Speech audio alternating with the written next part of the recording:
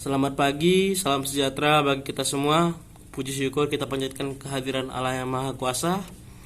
Yang saya hormati Ibu Yosina Ratin SPD selaku guru pembimbing bidang studi bahasa Indonesia serta teman-teman yang menonton.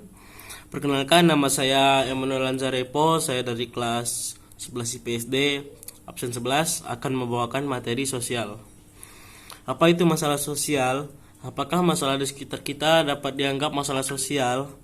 Pada umumnya, interaksi sosial dapat menghasilkan integrasi. Namun dalam beberapa kasus, interaksi sosial juga dapat menghasilkan konflik dengan pihak lainnya. Integrasi dan konflik adalah hal yang sangat wajar apabila terjadi dalam interaksi sosial. Konflik-konflik yang terjadi dapat menyebabkan munculnya masalah-masalah sosial seperti kriminalitas dan lain-lain dan sebagainya. Menurut Surjono Sukanto, masalah sosial merupakan permasalahan-permasalahan yang muncul dalam masyarakat, bersifat sosial dan berhubungan erat dengan nilai-nilai sosial dan lembaga-lembaga kemasyarakatan. Sedangkan secara sederhana, masalah sosial dapat diartikan sebagai ketidaksesuaian antara unsur-unsur kebudayaan atau masyarakat yang membawakan kehidupan kelompok sosial. Segala sesuatu pasti ada penyebab dan akibatnya, sama halnya dengan masalah sosial secara garis besar.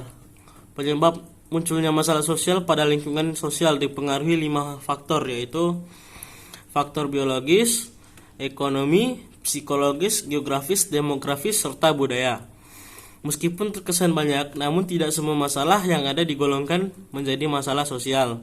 Sehingga muncullah 5 kriteria yang dapat digunakan sebagai tolak ukur untuk menentukan apakah sebuah masalah dapat dikatakan sebagai masalah sosial atau gejala atau bukan, yaitu 1. Gejala. Masyarakat bisa memiliki masalah sosial yang berbeda-beda tergantung nilai yang dianut. Oleh sebab itu, gejala suatu masalah harus dibandingkan dengan keadaan sosial sekitar. 2.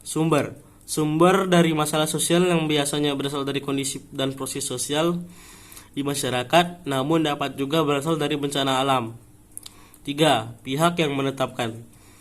Masalah sosial yang ditetapkan sebagai masalah sosial apabila ada pengakuan atau ada penetapan dari masyarakat sekitar sehingga tidak dapat ditetapkan oleh individu. 4. Sifat masalah sosial terbagi menjadi 2, yaitu laten atau tersembunyi dan nyata.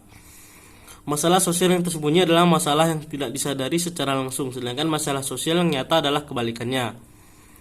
Perhatian masyarakat yang kelima, tidak ada semua masalah sosial akan menjadi masyarakat dan sebaliknya tidak semua yang menjadi perhatian masyarakat adalah masalah sosial. Itu yang kelima. Demikian pemaparan materi dari saya tentang masalah sosial. Semoga dengan pemaparan ini saudara-saudari dapat memahami materi masalah sosial dan dapat diaplikasikan dalam kehidupan sehari-hari. Lebih dan kurangnya saya minta maaf. Sekian dari saya, terima kasih.